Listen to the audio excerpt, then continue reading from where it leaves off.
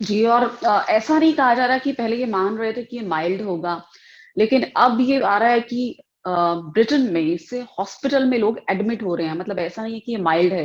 Hospital में admission का मतलब उनकी हालत अ, इतनी अच्छी नहीं है कि वो अपने आप रिकवर हो सके या होम आइसोलेशन में रिकवर हो सके, जैसा कि पहले माना जा रहा था कि ओमिक्रॉन माइल्ड होगा। और साथ ही कहा जा रहा है कि जिन लोगों ने फुली वैक्सीनेटेड हैं और अगर वो किसी कोविड इन्फेक्टेड इंसान के कांटेक्ट में आए तो वो खुद का टेस्ट करा लें। अब जो ट्रांसमिसिबिलिटी की बात आ रही थी सर, कि इसका जो ट्रांसमिशन लेवल है वो कई गुना ज्यादा है, 2 से 3 गुना ज्यादा है या 3 से 4 गुना ज्यादा है। तो अगर इतना इसका लेवल बताया जा रहा है ट्रांसमिशन का, तो जाहिर तौर पर सतर्कता बरतने की जरूरत है। बिल्कुल। ये आपने अपने प्रश्न में ही उसका उत्तर भी दिया है कि आप देखिए इसका संक्रमण की क्षमता अधिक है, ये बात सामने आ चुकी है। और जैसे हम चर्चा भी कर रहे थे, चाहे आप कोविड की बात ले लीजिए, डेल्टा वेरिएंट की भी बात ले लीजिए, 85% लोगों में तो बीमारी माइल्ड ही हो रही थी उसमें भी। ये समझने वाली बात है ये, कि जी 85 से 90% लोगों में जिनको संक्रमण हो रहा था पिछले 1.5 वर्षों में, वो माइल्ड ही हो रहा था और वो ठीक हो रहे थे बिना किसी दिक्कत के। केवल 10 से कम प्रतिशत लोग अधिक बीमार हो रहे थे, लंग्स ज्यादा इफेक्ट हो रहे थे, फेफड़े उनके, उसमें निमोनिया ज्यादा असर कर रहा था और उनको ऑक्सीजन की भी कमी हुई, उनको अस्पताल में भर्ती की भी आवश्यकता पड़ी और उनमें से मृत्यु भी हुई। जो आईसीयू में गए उनमें मृत्यु दर अधिक थी।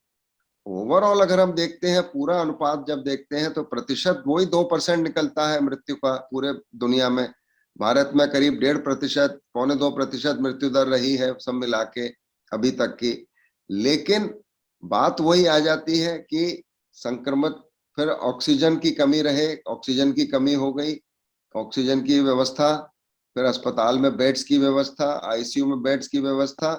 तो अगर उसी प्रकार से संक्रमण फैलेगा और आवश्यकता पड़ती है, तो जितनी भी हमारी तैयारी होगी वो अपर्याप्त होगी। इसलिए हम लोग यही कह रहे हैं, आप भी इसीलिए ये चर्चा कर रही हैं कि लोगों को ये जानकारी उपलब्ध हो कि एक तो अपना मास्क नहीं छोड़ना है बिल्कुल भी, एक भी केस नहीं आ रहा तो भी नहीं छोड़ना है, अभी लगाएं बिल्कुल। उसके अलावा जब भी आप घर में किसी को निमंत्रण दे के बुलाते हैं भोजन पे, या आप जाते हैं किसी के यहाँ भोजन पे, जितनी देर मास्क लगाए रहें उतना अच्छा है।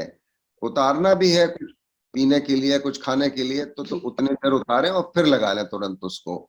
तो कम से कम जो वायरल पार्टिकल्स आप इनहेल करेंगे वो कम संख्या में होंगे, तो कम तीव्रता का संक्रमण करेंगे। उसके अलावा खिड़की दरवाजे खुले रखें, दिन में करें पार्टीज, रात में ना करें। जब सर्दी ज्यादा हो जाती है आउटडोर आप नहीं कर जी सकते। इसके अलावा टीकाकरण में आगे से आगे बढ़ के, जिन्होंने अभी तक एक भी नहीं लगवाया वो आके लगवाएं। जिन्होंने दूसरी डोज नहीं ली है उसकी वो आके दूसरी डोज लगवाएं, दूसरी खुराक लगवाएं टीके की। और जिन लोगों को एक मिल चुकी है वो दूसरी लगवाएं, जिनको नहीं मिली है वो एक लगवाएं। तो उस ओमिक्रॉन से भी बचेंगे, डेल्टा से भी बचेंगे, और दोनों वैक्सीन हमारी कारगर हैं इन संक्रमण को बचाने में और संक्रमण को गंभीर होने से बचाने में बिल्कुल सक्षम है। ये बात सामने आ गई, यूके से ही सामने आ गई है ये बात, कि 70 से 75% तक प्रोटेक्शन देगा ओमाइक्रॉन से अगर दोनों टीके लगे होंगे। और अगर बूस्टर भी लग गया तो और प्रतिशत उसका बढ़ जाएगा। जो जो वहां पे बूस्टर की बात हो रही है यूके में कि बूस्टर लगवा लें, वहां पे चूंकि काफी लोगों को 2-2 डोज लग चुकी हैं, तो वहां पे बूस्टर की बात हो रही है कि जो 2 डोज लगी हैं उसकी जो प्रतिरोधक क्षमता है, उसकी जो अवधि है वो समाप्त हो रही है, या जो प्रतिरोधक क्षमता है उसका स्तर नीचे आ रहा है। तो जो 3 डोज वाली वैक्सीन मान के इसको तीसरी डोज भी ले ली जाए अगर 6 महीने हो चुके हैं। भारत में अभी वो स्थिति इसलिए नहीं आई है क्योंकि अभी केवल 50% लोगों को ही 2-2 खुराक मिली है, 2-2 डोज मिली है। और 131 करोड़ लोगों को एक एक डोज मिली है।